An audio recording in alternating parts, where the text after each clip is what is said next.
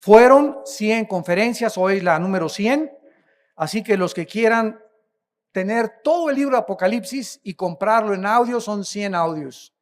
Pero lo tenemos también ya en MP3, resumido, ¿verdad? En 2 o 3 te lo puedes llevar a tu casa y tener ahí una concentración de todo el libro del Apocalipsis.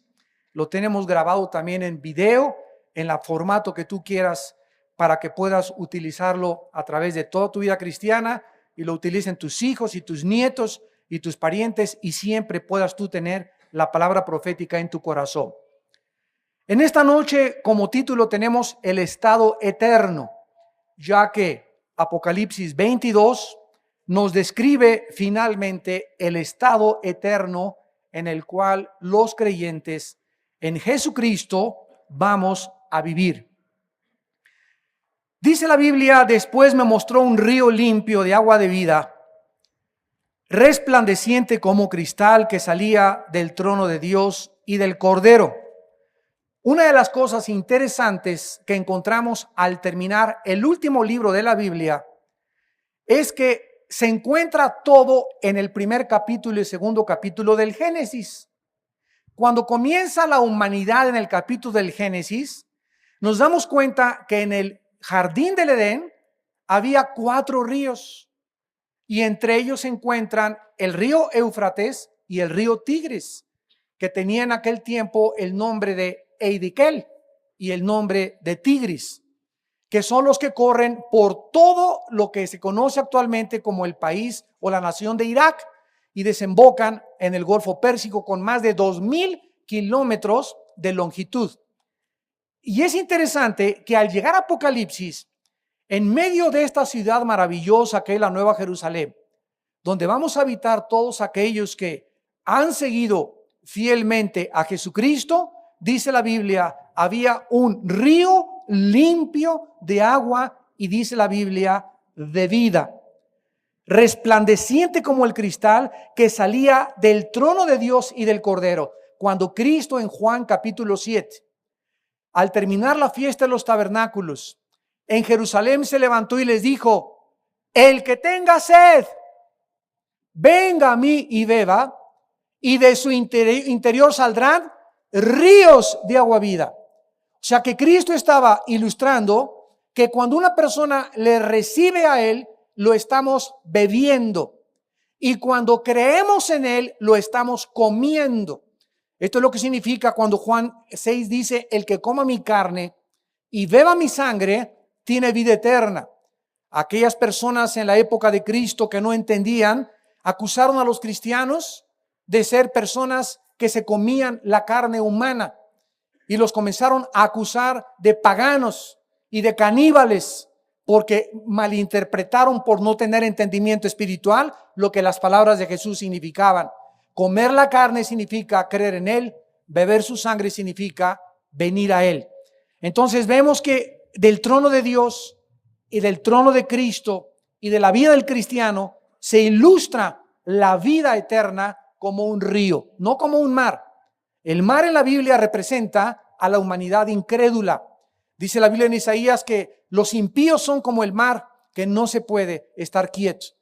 Pero cuando hablamos de un río, nos damos cuenta que un río, el mar, es agua estancada, ¿verdad? Es agua que llega a los ríos y que llena los mares y llegan las olas, etcétera, etcétera. Pero los ríos es algo que está continuamente fluyendo. Y cuando tú ves un charco, o cuando ves un riachuelo donde se estancó el agua, tenemos la seguridad que hay bacterias, hay mala vida, no se puede ahí beber de esa agua. Es agua estancada. Y lo mismo pasa con la luz. Cuando dice la Biblia que Jesucristo es la luz y que somos la luz es algo que está fluyendo continuamente. Las tinieblas son estáticas. Las tinieblas no se mueven. Las tinieblas es algo estático en el mundo de la física. Y cuando hablamos de la luz es algo que está continuamente en movimiento. Cuando hablamos entonces de la vida de una persona que no es cristiana, es una persona que está estancada, que no fluye nada en su vida, que no lleva nada para dar a nadie, que no lleva alimento, que está infectado, que está contaminado, que no puede ayudar a nadie. El cristiano es una persona que está en continuo movimiento, avanzando, avanzando, dejando lo que está atrás, avanzando hacia adelante, hacia una meta, en una línea recta. El no cristiano está en un círculo, vueltas y vueltas, y llega a los 35 y a los 40 y a los 50 años de edad y nunca llega a ningún lugar en su vida. Y ahí, en ese círculo vicioso, ahí te mueres. Dios usa pues cosas y elementos físicos, el agua, la luz, para ilustrar la vida del reino y para ilustrar la vida de las tinieblas y de la incredulidad. En medio de la calle, versículo 2, de la ciudad, y a uno y a otro lado del río estaba el árbol de vida, que produce 12 frutos, dando cada mes su fruto, y las hojas del árbol eran para la sanidad de las naciones. En el libro del Génesis encontramos por primera vez, antes de que el pecado entrara al mundo, el árbol de la vid. En el jardín del Edén había 3 árboles. Había los árboles frutales para la comida física. Estaba el árbol de la vida, que era el que Adán necesitaba estar recurriendo, porque Adán no era Dios. Entonces, al mismo tiempo que Dios pone en un huerto del Edén al ser humano, no es un Dios el ser humano. Él tiene que estar comiendo, que es una ilustración, participando, dependiendo de Dios para su existencia, aún sin pecado. Y teníamos el árbol también del árbol del conocimiento de la ciencia del bien y del mal, donde Dios les prohibió que participaran de ese fruto. Entonces aquí volvemos otra vez a encontrar en el estado eterno, donde ya no hay pecado ni maldición, otra vez un símbolo de la vida de Jesús. ¿Por qué? Porque Dios nos muestra que aun cuando nosotros no vivamos en pecado, necesitamos siempre, desde que nos creó y en la eternidad, depender de Él. El árbol de la vida es un símbolo de nuestra eterna dependencia de Dios. O sea que aun cuando estemos viviendo con Dios en la eternidad, no cada quien, pues yo me voy ahorita a una galaxia, me voy a ir a la galaxia Andrómeda y voy a volar por allá y voy a hacer esto. No, siempre, siempre volveremos otra vez a girar alrededor del sol de justicia por toda la eternidad. Por toda la eternidad Dios tendrá que seguir siendo el eje alrededor del cual nuestras vidas puedan girar. Es interesante que diga que este árbol de la vida va a producir 12 frutos, dando cada mes su fruto, mostrándonos que van otra vez en el estado eterno a haber un tipo de tiempo donde va a haber meses. Y no significa que las naciones se van a enfermar. La palabra sanidad apúntala, es la palabra hebrea terapeian, de donde viene la palabra terapeuta o la palabra terapia. O sea que las naciones vendrán para ser terapeutadas, ¿verdad? Para ser tratadas, para ser vigiladas continuamente a través de este árbol de la vida. Las naciones, etnos en el griego, son todos los grupos diferentes que habrá en la eternidad en la Nueva Jerusalén, que vendrán, ¿verdad?, a la Nueva Jerusalén y participarán de este fruto de la vida de Jesús, de sus enseñanzas, de su dirección, para que ellas puedan mantenerse eternamente viviendo. Y la frase clave es el versículo 3, y no habrá maldición. ¿A qué maldición se refiere? Ya no habrá ningún tipo de maldición. En el jardín del Edén, la primer pareja se rebeló contra Dios y pecó contra Dios. Como consecuencia, entró al mundo la maldición. Literalmente en el hebreo, la palabra maldición significa, la más importante, que es arar, significa no alcanzar en la vida el propósito para lo cual fuimos creados. Esa es básicamente la raíz de una maldición. La palabra maldición significa abortar en tu vida tu misión para lo que naciste. Significa que durante tu vida va a haber algo que te va a estar deteniendo y deteniendo y deteniendo para que no avances y no llegues al lugar a donde Dios quiere que lleguemos. Una maldición es algo que te frena en la vida, que te impide progresar, que te impide alcanzar la satisfacción y que tú demuestras que la tienes cuando estás vacío y nada te satisface. Y esa es la característica de la humanidad. Tú dale a una persona mujeres, dale dinero, dale poder, dale popularidad, dale placer, y después de que tenga todas estas cosas, dirá como Salomón: vanidad de vanidades es la vida. Esta vaciedad y este sentimiento de vacío en el ser humano, ¿de dónde viene? De que fuimos creados con ese vacío deliberadamente para que descubriésemos que solo Cristo puede llenar ese vacío en nuestro corazón. Solo Cristo puede verdaderamente llenar ese vacío en nuestro corazón y mostrarnos que Él es la razón por la cual tú y yo hemos sido creados. Entonces, mientras una persona no venga a Jesús, nunca encontrará el propósito y el significado para vivir. No habrá más maldición. La mujer, acuérdense ustedes que cuando tiene hijos y va a parir, ¿verdad?, los dolores son tremendos. Esto es una parte de la maldición. La palabra dolor, que aparece en Génesis 3 por primera vez, aparece en relación con la mujer, con el parto de la mujer. Las plantas ahorita producen espinas, las flores. Si tú vas a trabajar al campo, tienes que enterrar la pala y hacerle así a la pala, los granjeros, porque la tierra nos ofrece resistencia. Si fuera como la arena del mar, que nada más metiéramos la pala y así, no tendríamos ningún problema. Los bueyes tienen que ser dos animales grandísimos, muy fuertes, para meterles en el arado y ellos romper la tierra que está dura, porque la tierra, con el pecado y la maldición, comenzó a ofrecer resistencia para ser labrada. Entonces el hombre comienza a ver que para trabajar tiene que sudar. Con el sudor de tu frente ganarás el fruto de tu trabajo y de tu esfuerzo. Por eso la Biblia prohíbe comprar lotería, comprar pronósticos deportivos, tratar de ir a Las Vegas y creer que si juegas o le atinas a la maquinita te vas a hacer rico, o si te sacas y compras el entero de la lotería te vas a hacer rico. Es tratar de burlarse de Dios.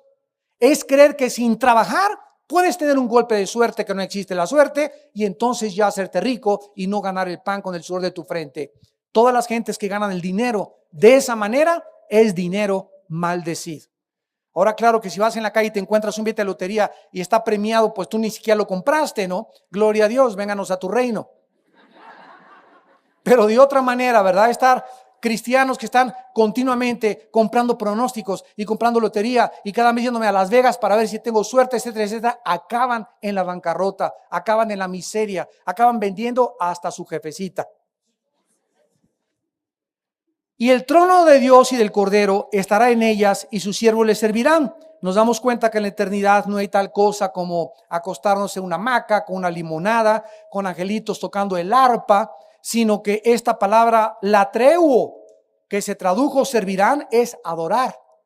Nuestro servicio en la eternidad va a ser de adoración, va a ser de continuo o darle a Dios la gloria y la alabanza, y nunca, no habrá millones de años para que nos cansemos de decirle: tuya es la gloria y la eternidad y la sabiduría y la santidad y la misericordia, porque tú creaste todas las cosas y todas las cosas por tu poder existen y fueron creadas. Nunca nos cansaremos de adorar a Dios, y verán su rostro y su nombre estará en sus frentes. No habrá allí más noche, no va a haber necesidad de luz de lámpara ni de luz del sol, porque el Dios, el Señor, los iluminará y reinarán por los siglos de los siglos. En el libro de Isaías, en el Antiguo Testamento, capítulo 60, versículo 19, el profeta habló de esto con mucha anticipación. Isaías 60, versículo 19. El sol nunca más te servirá de luz para el día, ni el resplandor de la luna te alumbrará, sino que Jehová te será por luz perpetua y el Dios tuyo por tu gloria. No se pondrá jamás tu sol ni menguará tu luna, porque Jehová te será por luz perpetua y los días de tu luto serán acabados. En aquel tiempo, ahorita necesitamos el sol y la luna, los puso Dios, Génesis 1, como lumbreras para que alumbraran sobre la tierra y al mismo tiempo para que fueran un símbolo. El sol es un símbolo de Cristo. La luna en la Biblia es un símbolo de la iglesia. ¿Por qué? porque la luna no tiene luz propia. La luna refleja la luz del sol hacia la tierra. De la misma manera nosotros no tenemos ningún cristiano luz propia, sino que la luz que nosotros reflejamos tiene que ser la luz del sol de justicia de nuestro Señor Jesucristo. Así que si tú en tu vida Cristo no está creciendo, no está madurando, Cristo no está creciendo dentro de ti, no puedes tú dar luz a nadie, no puedes alumbrarle el camino a nadie, no puedes alumbrarle el camino a tu esposa, a tus hijos, a tus compañeros, si eres líder, a tus ovejas que te siguen, porque nadie puede seguir a un ciego. Necesitamos tener los ojos abiertos, ser alumbrados por Dios para que podamos reflejar esa luz que no es inherente en nuestras vidas. Y luego en el versículo 6 en adelante, la Biblia ya comienza a describir realmente el mensaje final de la palabra de Dios. Y me dijo, estas palabras son fieles y verdaderas.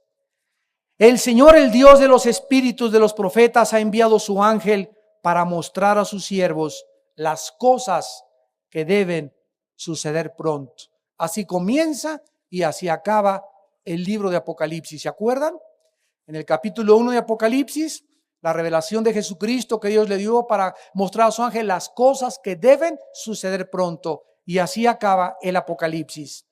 Dios usó en el Antiguo Testamento a sus profetas. ¿Quién es un profeta? Es simplemente un mensajero de Dios. No necesariamente un profeta es una persona que te habla del futuro. Esto es una grave equivocación teológica. Esos son los videntes. El profeta, claro que muchas veces anunciaron el futuro, pero regularmente el profeta era un hombre enviado por Dios como su mensajero para darle un mensaje a los reyes y al pueblo que le seguía. Estos hombres anunciaban la voluntad revelada de Dios al pueblo. Ahora el mensaje de Apocalipsis nos es enviado a través de un ángel y de Jesucristo para mostrarnos las cosas que deben suceder pronto. Aquí encontramos que a Dios le interesa que sus hijos conozcan a dónde se dirige este mundo. Yo no sé cuántos de ustedes han comprado mi libro que escribí, ¿Hacia dónde va la humanidad? Este libro lo pueden conseguir en la librería. Lo escribí hace 3 años con el propósito de mostrar las más grandes profecías que se cumplieron en el siglo XX y que nos muestran que el siglo XX es la antesala del Armagedón. Ahí hablo de la guerra de Irak, de los satélites de comunicación, de la Segunda Guerra Mundial, del petróleo, de las profecías de Daniel, del aumento del conocimiento, de la fisión nuclear, de la época nuclear, y todo a la luz de las profecías bíblicas para demostrarle a tu maestro. Regálaselo a tu maestro. Y a la gente que cree que la Biblia es un libro hecho como cualquier otro, que la Biblia profetiza con detalles absolutamente fieles y verdaderos, como dice este versículo, que lo que está sucediendo es lo que va realmente a acabar el mundo. Es increíble que la Biblia mencione 2 naciones antes de que Cristo venga. Hace 3000 años, Irak y Roma. Y ahorita en el siglo XXI, en abril del siglo XXI, la atracción del mundo está en Irak y en Roma. Y que la Biblia haya profetizado que será en Roma donde acabará el mundo de las religiones en un ecumenismo internacional, donde se unirán todas las religiones alrededor de una sola religión con el pretexto de que todas llevan a Dios. Y cuando nosotros somos invitados a participar en un movimiento ecuménico, ¿por qué el cristiano es hecho un abortivo? ¿Por qué es hecho marginado? ¿Por qué es hecho un lado? Porque todas esas religiones se pueden unir, porque todas ellas giran alrededor de valores relativos. Síganme con cuidado. Pero el sistema de pensamiento cristiano es absoluto. El cristianismo contiene verdades absolutas. Todas las demás religiones tienen verdades relativas y valores relativos. Por eso se pueden amalgamar y decir un musulmán: yo no tengo ningún pretexto de llevarme con un católico y juntarnos para orar y tener una misa juntos, o meterme con un brujo y decirle: ¿sabes qué? Que en tu país hacen la brujería, me visto de brujo y vamos a juntarnos musulmanes, brujos en Catemaco, de Huastepec, judíos, de todas las religiones, y vamos a unirnos todos porque todos tenemos que luchar por la paz. ¡Qué bonito se oye! Pero la Biblia dice: ¿andarán dos juntos si no estuvieran de acuerdo? La Biblia dice que el Dios de la Biblia es celoso, que el Dios de la Biblia dice que sin Cristo nadie conoce al Padre. Y entonces, cuando somos invitados a formar parte de esa ensalada del chef, esa ensalada ecuménica de las religiones, y decimos no, se nos acusa de intolerantes. ¿Por qué? Porque no estamos de acuerdo con ellos, y es que nosotros hablamos, enseñamos verdades absolutas. Y en el mundo relativista en el que existimos no existe el absolutismo. Las verdades tuyas y las verdades mías son iguales, pero la verdad de la Biblia es una y siempre. No hay un nombre dado bajo el cielo a los hombres en que el hombre pueda ser salvo más que en Jesucristo.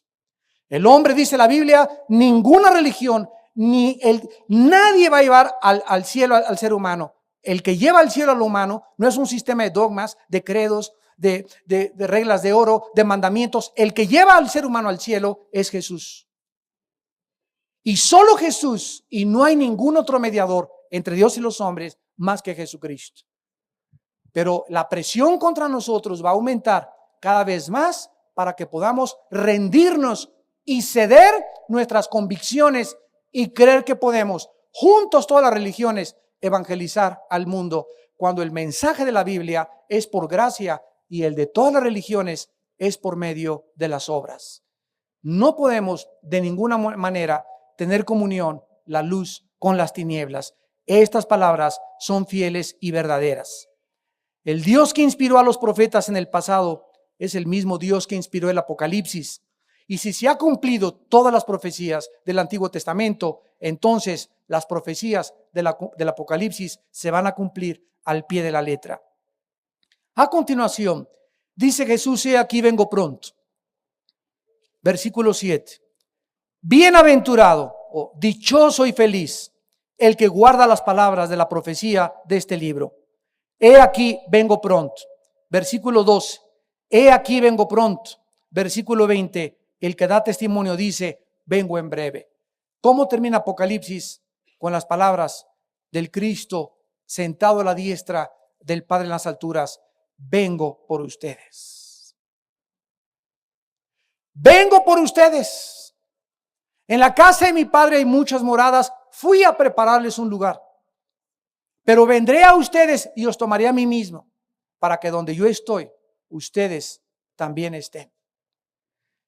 Un quinto de la Biblia, una quinta parte de la Biblia, habla de profecía. Y una tercera parte de las profecías tratan sobre la segunda venida de Jesucristo.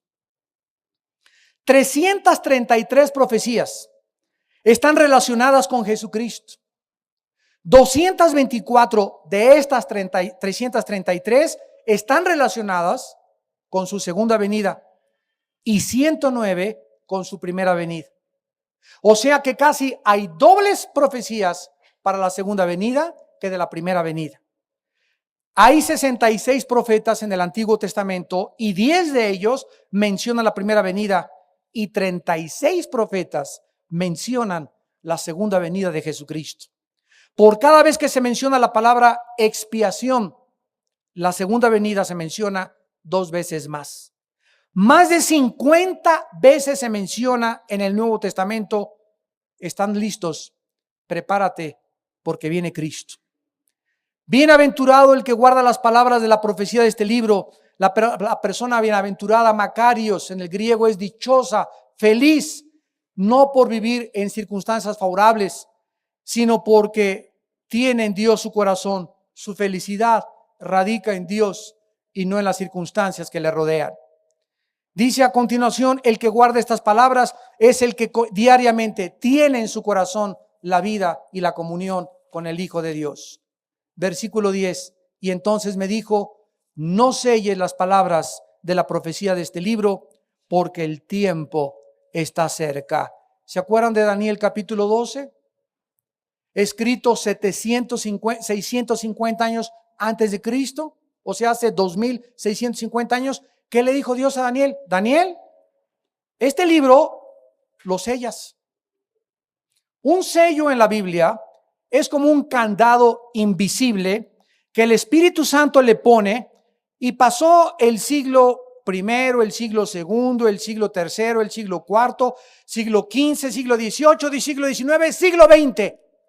Le dijo Dios a Daniel: sella las palabras de este libro hasta el tiempo del fin. Y hasta el siglo XX comenzaron a ser entendidas las palabras del libro de Daniel. O sea que Dios dijo que antes de que Cristo viniera se iba a quitar el candado, y los profetas de Dios, los predicadores de Dios, el pueblo de Dios, los cristianos que viven alrededor de la Biblia iban a comenzar a entender por qué está surgiendo el mercado común europeo, por qué la guerra del Golfo Pérsico, por qué está cayendo económicamente Estados Unidos, por qué la concentración en Roma a través de los papas, por qué la democracia se quiere instaurar en el Medio Oriente, por qué está la inmoralidad llegando a una depravación increíble. Los entendidos, Daniel 12, entenderán. Y el Apocalipsis no está sellado. El Apocalipsis fue escrito cuando 650 años después de Daniel, 85 años después de la muerte de Cristo, por el apóstol Juan, cuando él tenía casi 90 años de edad. Y acerca de Daniel leemos que fue sellado hasta el tiempo del fin. El Apocalipsis no está sellado porque el tiempo está cerca. O sea que desde la venida de Cristo hasta nuestros días, las cosas iban a comenzar a suceder de una forma cronológica, de una forma sobrenatural, de acuerdo al Apocalipsis. El libro de Apocalipsis debe ser conocido por los siervos de Dios. Dice el versículo 6, para mostrar a sus siervos las cosas que deben suceder pronto. Y este libro no es predicado en el mundo de la cristiandad. Yo en mis 28 años que tengo de predicar el evangelio de ministerio, nunca he oído un libro predicado versículo por versículo del Apocalipsis en ningún cassette, en ningún CD, en ninguna iglesia. He oído mensajes del capítulo 3, el capítulo 14, pero nunca he oído que todo el libro se predique como lo hemos tratado de exponer en las últimas 100 conferencias. La Biblia dice: el que es injusto, versículo 11, sea injusto todavía. El que es inmundo, sea inmundo todavía. El que es justo, practique la justicia, y el que es santo, santifíquese todavía. ¿Qué significa esto? Que Cristo le está diciendo a la gente que nos esté escuchando ahorita, física y a través de la televisión y a través de las conferencias por cassette o por formato que tú lo oigas, Cristo te dice en este momento estas palabras porque el tiempo está cerca. Que cada persona actúe según le dé su regalada gana. No puedo, dice el Señor Jesucristo en esta tarde, te dice, forzarte ni obligarte a que creas en mí. Los que quieran seguir siendo malos, que sigan siendo malos. ¿Quieres seguir siendo homosexual? Sigue siendo homosexual. ¿Te quieres seguir riendo de la palabra de Dios? Síguete riendo y te vas a reír más todavía. ¿Eres injusto? Vas a llegar a un grado totalmente de confusión y de locura e insanidad mental. ¿Eres borracho? Acábatelas de centenario de una vez y ponte hasta el gorro si quieres. ¿Eres marihuano? Síguete marihuanando. Si eres adúltero y si quieres seguir engañando a tu esposa, sigue engañando a tu esposa. Los que quieran seguir siendo malos, que sean malos. Los que son buenos, sean cada vez mejores. Este es el mensaje por toda la Biblia. El que tenga sed, que venga y que beba. Yo no forzo a nadie. Si tú quieres ir con tu vida, no hay ningún problema. Pero al final está establecido a los hombres que mueran una sola vez y después el juicio. Yo te he dado, dice el Señor, libre albedrío. Esta es la característica más grande de los seres humanos. Haz con tu vida un papalote si quieres hacer de tu vida. Si no quieres escucharme, no me escuches. No quieres estudiar, no estudies. ¿Quieres ser un cristiano mediocre? Sigue siendo un cristiano mediocre. Criticón, sigue siendo criticón. Fornicario, sigue siendo fornicario. Tú tienes la opción de decirle, Señor Jesús, me arrepiento, ayúdame, entra en mi vida, sálvame de esta vida de pecado. Si Dios interviniera para cambiar tu vida o para cambiar mi vida de una forma forzada, violaría la característica más grande que nos ha dado, que es la libertad de ser agentes morales libres que escojamos entre la bendición y la maldición. He aquí, dice Deuteronomio capítulo 11, les pongo la bendición y les pongo la maldición, escojan ustedes. Dios no puede escoger por nosotros, es una decisión que cada quien tiene que hacer. Y tú vas a determinar a hacer lo que tú quieras en tu vida. El otro día, ahorita estamos en contacto con varios centros de rehabilitación en Estados Unidos que tienen mucha experiencia.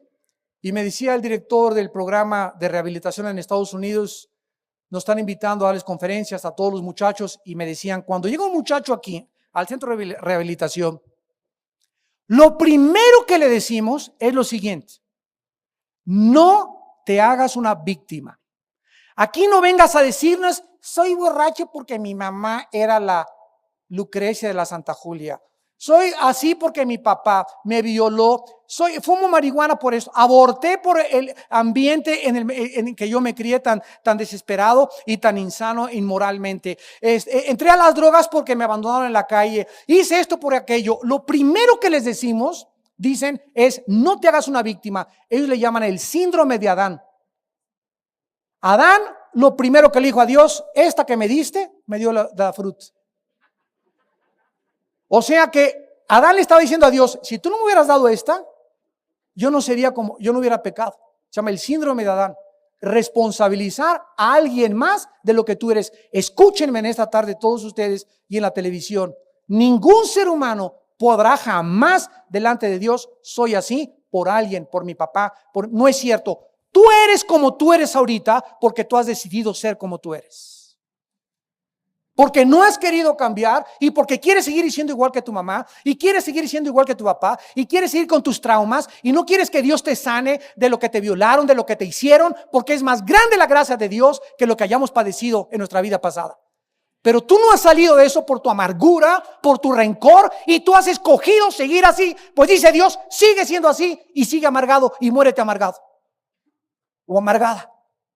Pero quiero que sepas que te quiero cambiar yo y tú no me quieres dar la oportunidad de sanarte. Raquel quiso ser consolada y no buscó consuelo y no quiso ser consolada.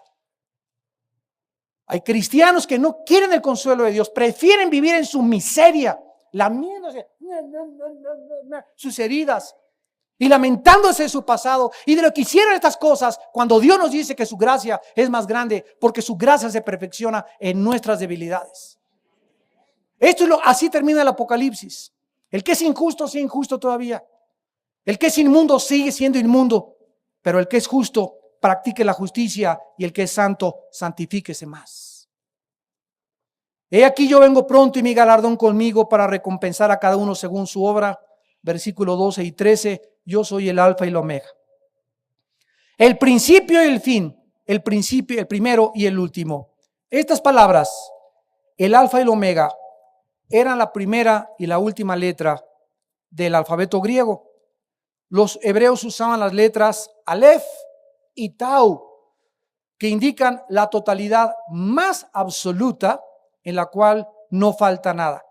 Cuando Dios nos dice, yo soy el alfa y la omega, la primera y la última letra del abecedario griego, el primero y el último, ¿qué nos está diciendo Dios?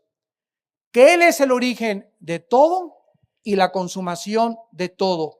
Y se los demuestro que yo originé todo y soy el origen de todo y que todo va a terminar según yo los he dicho para demostrarles que yo soy el Dios verdadero. Esto no te lo dice Alá, el Dios del Islam, no te lo dice Mahatma Gandhi, no te lo dice Buda, no te lo dice tu gurú Maharaji, no te lo dice ningún líder religioso, ni ningún libro sagrado, ni el Tripitaka, ni el Popo, ni los Vedas, ni ningún otro libro sagrado que tú le busques y lo escudriñes y lo investigues. Ningún libro sagrado te puede hablar con tantos detalles de cómo terminará el mundo y las profecías tan maravillosas y tan asombrosas que se cumplieron hace 2000 años, simplemente la mera crucifixión de Jesucristo. Esto nos demuestra que solo Dios conoce el futuro y que Él es realmente el primero y el último. Ahora, Si Dios es el primero y Él es el último, ¿dónde estamos nosotros? En medio. Y si Él me está diciendo, yo soy el primero y yo soy el último y todos se van a dirigir hasta el final, porque yo soy el último, hasta donde se cumpla todo, ¿qué nos está diciendo Dios? Sigan caminando en la vida con confianza. Sigan depositando en mis promesas vuestra fidelidad y vuestra confianza, porque les estoy diciendo cómo va a acabar todo. No para asustarlos, sino para que tengan confianza y si creen en Dios, crean también en mí. Para que sus corazones no se turben por las cosas que van a ver en el mundo. Los fenómenos meteorológicos, erupciones volcánicas, tornados, tsunamis, golpes de estado, corrupción política, confusión religiosa. Hijitos míos, no tengan miedo. Estoy con ustedes hasta el fin del mundo. Esta es la razón por la cual Dios nos dice, yo soy el primero y yo soy el último. Bienaventurados los que lavan sus ropas, dice el versículo 14, para tener derecho al árbol de la vida y para entrar por las puertas de la ciudad. ¿Qué significa esta expresión? Que podemos darle a una persona agua y jabón para que se lave, pero si ella no se quiere lavar, de nada sirve que le des el agua y que le des el jabón. Cristo en la cruz nos ofrece su sangre como el jabón para lavarnos de nuestros pecados. Y ahí está el agua y ahí está el jabón que Dios nos da para limpiarnos. Ahora tú tienes que esa sangre apropiártela, aplicarla a tu vida y decirle, Padre, gracias que por esta sangre tú me puedes en esta noche aceptar y lavar de todo mi pasado, de todas mis heridas y darme el poder para vivir para ti. Lavar en la Biblia significa quitar el pecado, quitar la mancha. Y tener derecho al árbol de la vida significa tener la vida espiritual. Este árbol de la vida pertenece al principio, ya vimos, y al final de la Biblia, para recordarnos que nosotros dependemos hasta el final de Dios. Dice el versículo 15, mas los perros estarán afuera, y estos no son los Rottweiler, ni los pastor alemán, ni está hablando de los animales caninos, los hechiceros, fornicarios, homicidas, idólatras y los que hacen y aman la mentira. Los perros simbolizaban en el mundo antiguo lo impuro y lo salvaje. Aquí tenemos expresiones en México, ¿verdad? Para decirle a una persona, por ejemplo, maricón, aquí le hicimos puñal. En otros lados les dicen sisi en Estados Unidos o gays, en otros lados, o sea, cada país tiene sus expresiones para poder denominar el pecado, para poder denominar o simbolizar ciertas cosas, ciertas personas. Y los judíos usaban la palabra perro para designar a los judíos judaizantes, o sea, los que a través de la ley querían hacerle creer a las personas que podían ganarse el cielo. La carta a los Gálatas fue escrita precisamente con este propósito, para que estas personas, ¿verdad? Todos los que quieren vivir bajo la ley, se les califica con el nombre de perros en el Nuevo Testamento. En Filipenses 3, versículo 2, se les llama perros a los judíos legalistas. Aquí en México, si tú le dices a alguien perro, es muy vulgar, no se oye bien. Pero en otros países, por ejemplo, aquí le decimos a los micos changos. Yo voy a Guatemala y le digo a un chango, chango, y es una grosería. Allá cuando digo, nosotros venimos del chango, los pastores, hermano Alducin, no diga eso, aquí es una grosería en Guatemala, chango. Entonces, como micos, monos. Por ejemplo, vas a Costa Rica y a las niñas les dicen huilas. Y en México, una huila es una prostituta. Entonces, ¿se dan cuenta los barbarismos, los modismos de cada país? Entonces, cada país tiene, ¿verdad? En México le decimos a los niños allá en el norte, huercos, chamacos, pinacates, mocosos, mozalbetes. Hay como 6 nombres para designar a los niños. Y si tú vas a Guatemala, vas a Costa Rica, no tan lejos a Venezuela, tienen otros nombres. Y los que para ellos son grosería, para nosotros no lo son. Y para lo que nosotros son, para ellos son grosería. Entonces, esta palabra en México, ¿verdad? Decirle perro a alguien, pues no es muy adecuado. Repito, es muy vulgar. ¿Por qué? Porque para ellos no significa y ni tiene la connotación vulgar que para nosotros tiene.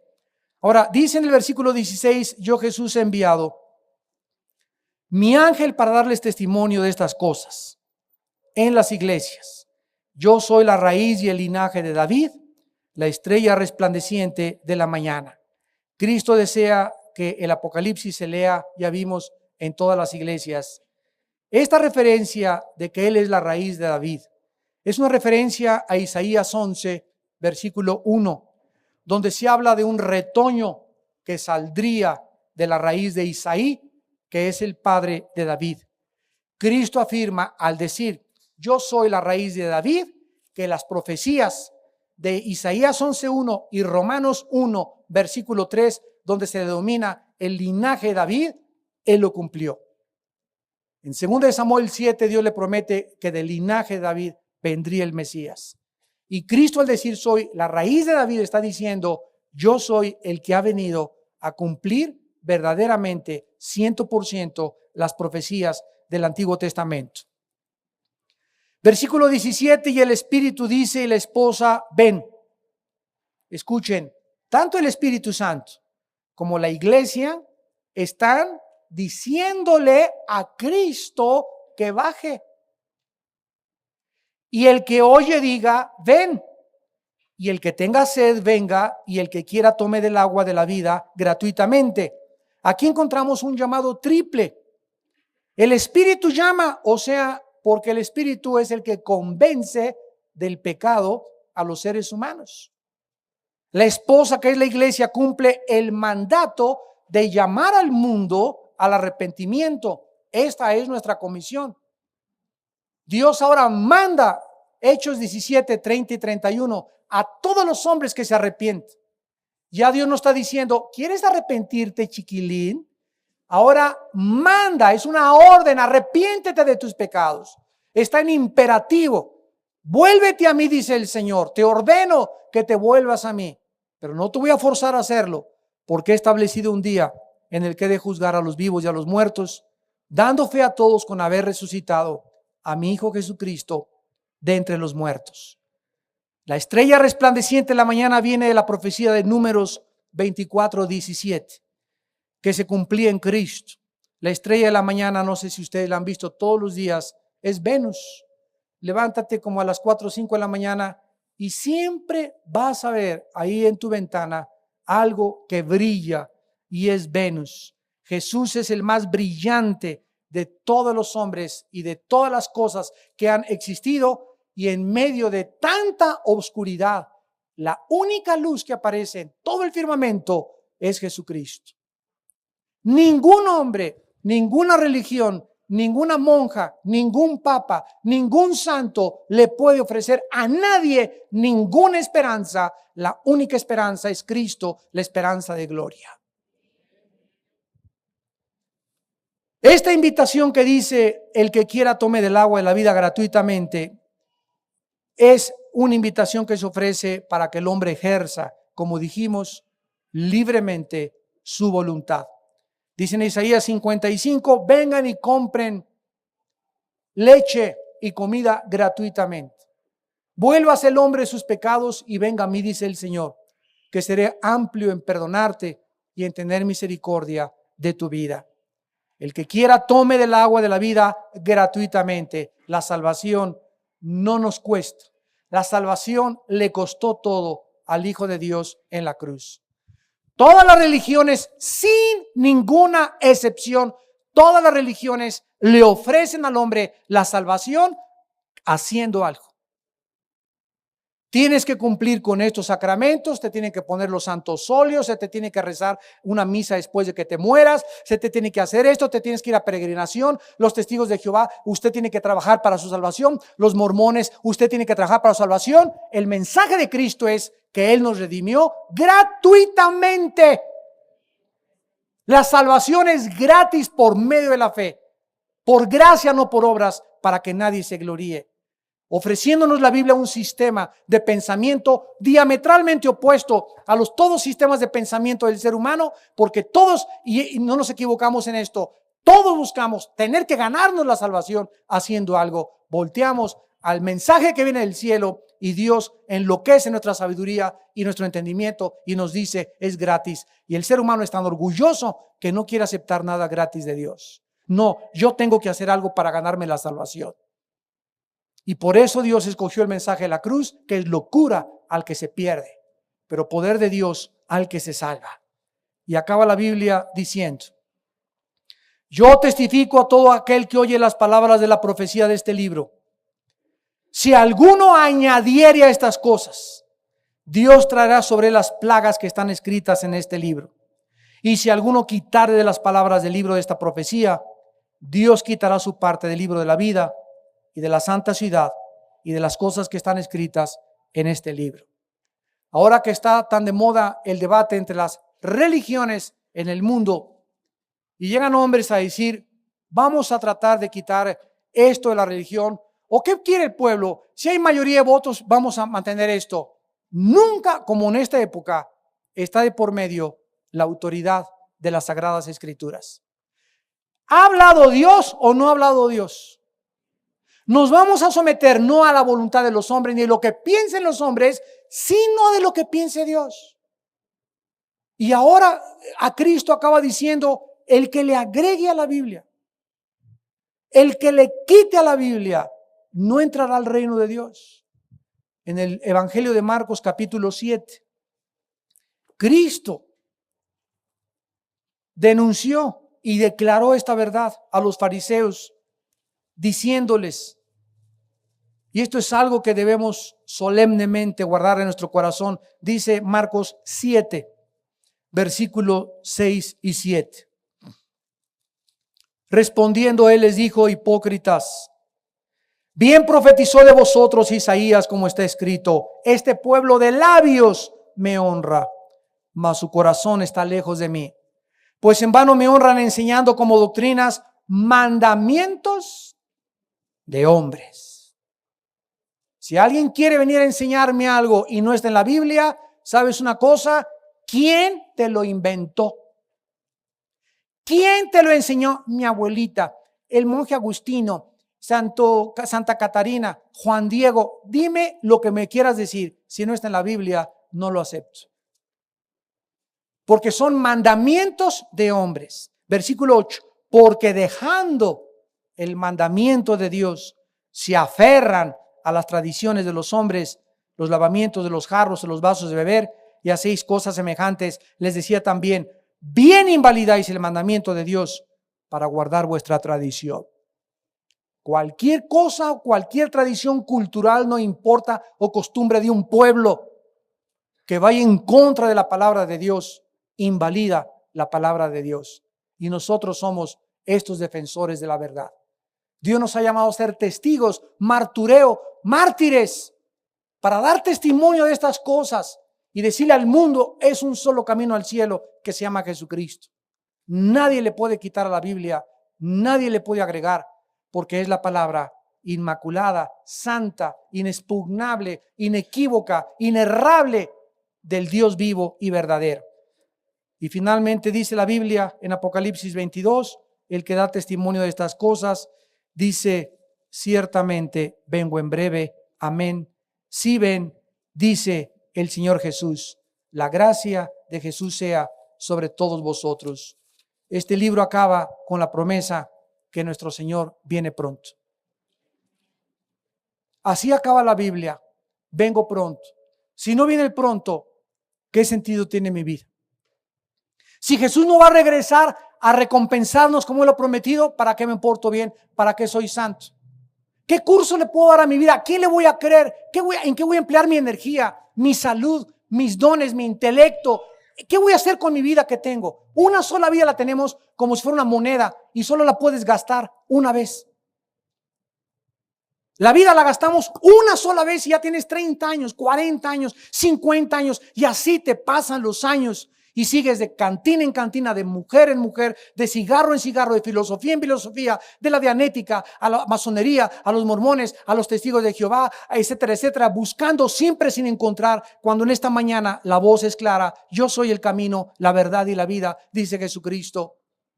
¿Por qué no me entregas tu vida, dice Jesucristo?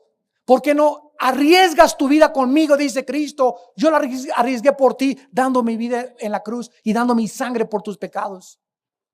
Pero no lo haces, dice el Señor, porque dice: los cobardes no entrarán al reino de Dios. Tienes miedo de entregarme tu vida y seguir viviendo tu vida y tratar de salvar tu vida, y la vas a perder.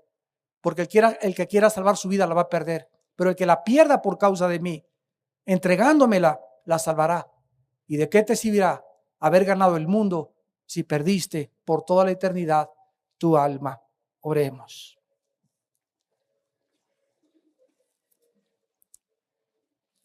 Señor Dios Todopoderoso, Creador del cielo y la tierra, que le entregaste a Jesucristo tu revelación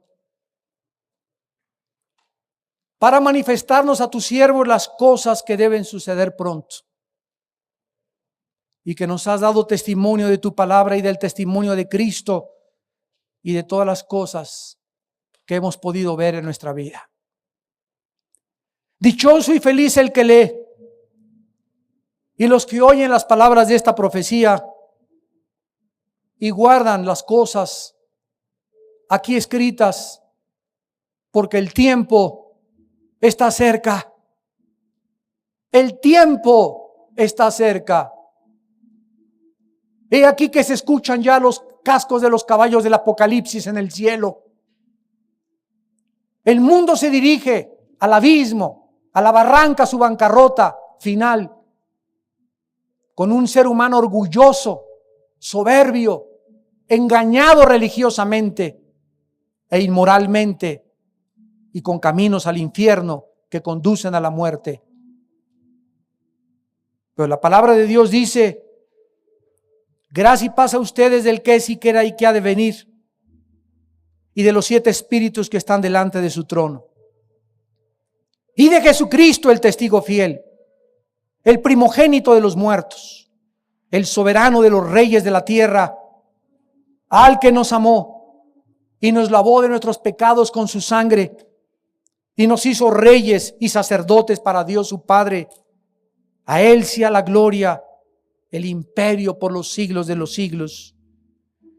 He aquí que viene con las nubes y todo ojo le verá, y los que le traspasaron y todos los linajes de la tierra harán lamentación por él.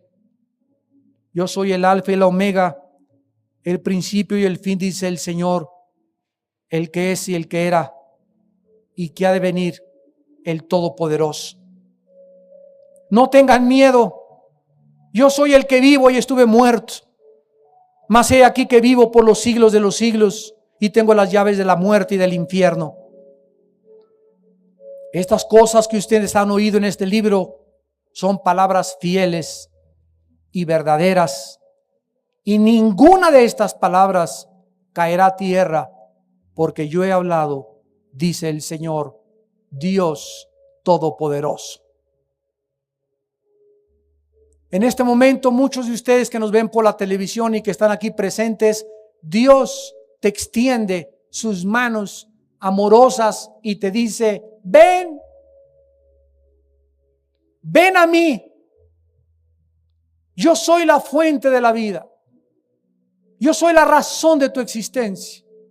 Yo soy el Dios poderoso. Yo soy la verdad, el camino y la vida. Nadie va al Padre si no es por mí. Yo soy la resurrección, yo soy la vida eterna. Si tú me entregas en este momento tu vida, dice el Señor Dios Todopoderoso, yo te perdonaré todos tus pecados. No vine a juzgar al mundo, vine a salvar al mundo.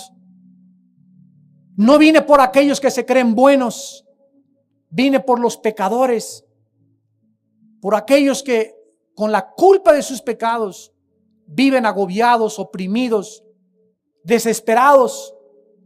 Vine a pregonar libertad de tu cárcel en que vives, sacarte de la amargura en que vives, sanar tus heridas, vendar tus heridas, manifestarme a tu vida y a tu corazón y mostrarte que yo soy Dios, que di mi vida en una cruz por tus pecados y que te pido que te arrepientas de tus pecados y me aceptes como tu Señor y tu Salvador. Las personas que quieran en este momento aceptar a Cristo a su vida, díganle estas palabras. Señor mío y Dios mío, he oído tu voz a través de la Biblia y tu Espíritu Santo que me está convenciendo de mis pecados y que lo que he oído son palabras fieles, verdaderas, llenas de misericordia y llenas de amor. Donde me hablas diciéndome que en una cruz moriste en mi lugar con tu sangre para que yo pudiera entender cuánto me amas y qué grande es tu amor por mi vida. Señor Jesucristo, te pido en este instante que entres a mi corazón como mi Señor, mi Salvador. Te doy gracias por el libro de Apocalipsis, donde me has mostrado todas las cosas que están por suceder y que ya han comenzado a suceder, para saber que tú eres Dios. Entra a mi vida como mi Dios y mi Salvador. Perdona mis pecados. Lávame con tu sangre. Te entrego mi vida para que tú tengas el poder de cambiarme y vivir la corta vida que tengo, consagrarla a tu servicio y a tu gloria. En el nombre de Jesús. Amén.